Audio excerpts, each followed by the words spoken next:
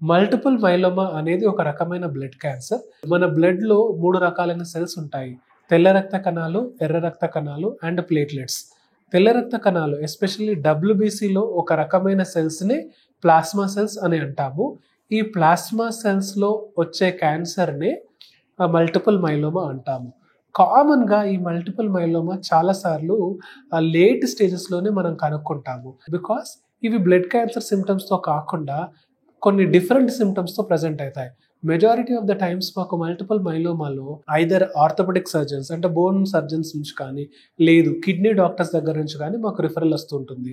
మెయిన్‌గా వీళ్ళలో bone pains, fractures, pathological fractures అంటాము. అంటే ఈజీగా బోన్స్ ఫ్రాక్చర్ అయిపోవడము, ఇలాంటి సింప్టమ్స్ చూస్తుంటాము. నెక్స్ట్ ఈ మైలోమా సెల్స్ కిడ్నీలో ఇంజురీ చేసినప్పుడు క్రియాటిన్ పెరగడము, రీనల్ ఫెయిల్యూర్‌లో రావడము జరుగుతుంది. సో, అన్‌లైక్ అదర్ క్యాన్సర్స్ వేరే బ్లడ్ క్యాన్సర్స్‌లో లాగా కన్నా ఈ మల్టిపుల్ మైలోమాలో తరచుగా ఇన్ఫెక్షన్స్ రావడము, bone pains and bone fractures ఉండడము అండ్ కిడ్నీ ఇన్వాల్వ్‌మెంట్ ఉండడము. ఈ సింప్టమ్స్‌తో ఎక్కువగా పేషెంట్స్ ప్రెజెంట్ అవుతారు. సస్పెక్టెడ్ మల్టిపుల్ మైలోమాతో ఎవరైనా మా దగ్గరికి వచ్చినప్పుడు దాన్ని కన్ఫర్మ్ చేసుకోవడం కోసము bone marrow aspiration and biopsy అని టెస్ట్ చేస్తాము. చాలామంది bone marrow aspiration and biopsy అంటే ఇది ఒక మేజర్ సర్జరీ అనుకుంటారు. కానీ ఇది సింపుల్ అవుట్‌డోర్ ప్రొసీజర్ మాత్రమే.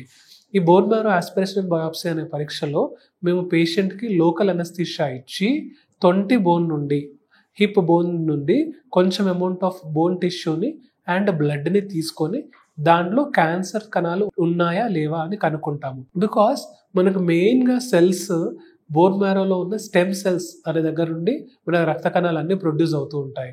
సో, ఏ రకమైన రక్త క్యాన్సర్, ఏ రకమైన బ్లడ్ క్యాన్సర్‌లో అయినా మనకి majority of the times confirmation test అనేది bone marrow aspiration and biopsy అనే టెస్ట్ ద్వారానే తెలుస్తుంది.